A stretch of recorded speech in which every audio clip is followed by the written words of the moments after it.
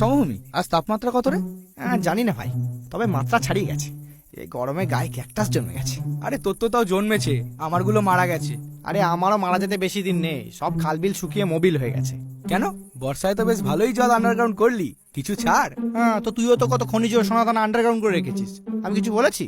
আরে তো বল না, কত খনিতে কত পানি দিবি? হবে না ভাই, আমার মাটি উর্বর রাখতে ওইটুকু জল লাগবে।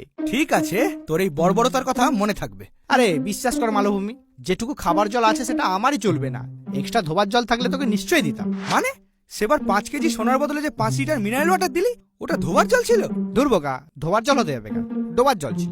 শালা জল নিয়েও দুর্নীতি? হ্যাঁ, তুই শুধু আমার দুর্নীতিটাই দেখতে পাচ্ছিস, আর ওই মেঘ যে আমাদের ডোবা পুকুরের জল বাষ্প করে ওই পাহাড়ের কোলে ঢালছে তার বেলা।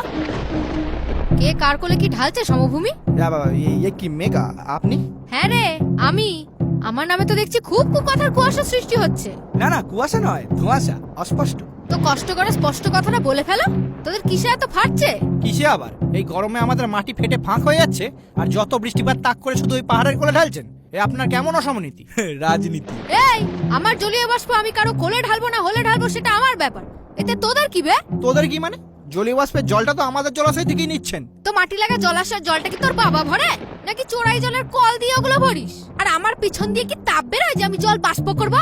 তাপ নিয়ে কোনো চাপ থাকলে সূর্যদার সাথে কন্ট্যাক্ট কর। ও বাবা, তাহলে তো হয়ে গেল।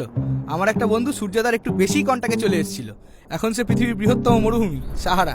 হ্যাঁ, তাহলে দেখ, সাহারা হবি না বেসাহারা হয়েই থাকবি। আর এখানে এই গরমে আমি ঠিক ঘনীভূত হতে পারছি না। এখন মন চাইছে শীতল ওয়েদারে ধাক্কা খেতে পাহাড়ে, করতে শৈলতক্ষে বৃষ্টিপাত, ভিজিয়ে দিতে প্রতিবাদ। উফ, ফার্স্ট ক্লাস। উফ, পুরো 18+।